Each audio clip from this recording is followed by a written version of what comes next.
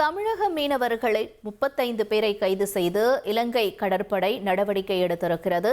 முக்கிய செய்தியாக பார்த்துக் கொண்டிருக்கிறோம். விவரங்களோடு செய்தியாளர் விஸ்வநாதன் இணைந்திருக்கிறார்.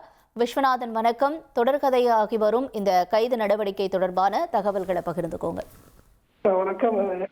தமிழகம் மற்றும் புதுச்சேரி கடற்கரையோர பகுதியிலிருந்து மீன்பிடிக்க செல்லும் மீனவர்களை இலங்கை கடற்படை தொடர்ச்சியாக எல்லை தாண்டி மீன்பிடிப்பதாக குற்றச்சாட்டு வைத்து கைது நடவடிக்கை ஈடுபட்டு வருகிறது.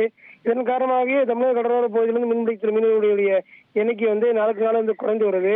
அவருடைய வாழ்வாதாரம் முற்றிலுமாக அதை நோக்கி சென்று கொண்டுதான் கூறப்படுகிறது. இந்த நிலையில் பார்த்தீங்கன்னா நெடுந்து வரையில் மீன்பிடித்துக் கொண்ட ஒரு 4 விசைப்படகையும் அதில் இருந்த 35 மீனவர்களை இலங்கை கடற்படை கைது செய்து நடுக்கடலில் வைத்து விசாரணை நடத்தி வராங்க. அந்த கைது செய்யப்பட்ட மீனவர்கள் பார்த்தீங்கன்னா ஒரு விசைப்படகு நாகப்பட்டினம் பகுதியை சேர்ந்தவரும், 2 விசைப்படகுகள் காரைக்கால் பகுதியை சேர்ந்தவரும், ஒரு நாட்டுப்படகு ராமேஸ்வரம் பகுதியை சேர்ந்தவர் என முதற்கட்ட தகவல் வெளியாகிறது. இந்த தொடர்ச்சியாக இந்த இலங்கை கடற்படையின் கைது நடவடிக்கையாக மீனவருடைய வாழ்வாதாரம் அழைக்கப்பட்டு வருவதனால இதுக்கு மத்திய மாநில அரசு உரிய நடவடிக்கை எடுத்து மீனவரின் வாழ்வாதாரத்தை பாதுகாக்க வேண்டும் என மீனவர் கோரிக்கை விடுத்திருக்காங்க. தகவல்களுக்கு நன்றி விஸ்வநாதன்.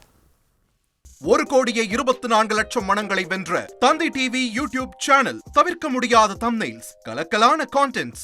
நீங்களும் இந்த குடும்பத்தில் இணைய இப்பவே சப்ஸ்கிரைப் பண்ணுங்க. அசுரபலம் கொண்ட எங்கள் டிஜிட்டல் கரங்களில் உங்கள் விளம்பரங்களை சேர்க்க வாட்ஸ்அப் பண்ணுங்க. 8939888378. Email advtthanditv@dttv.in.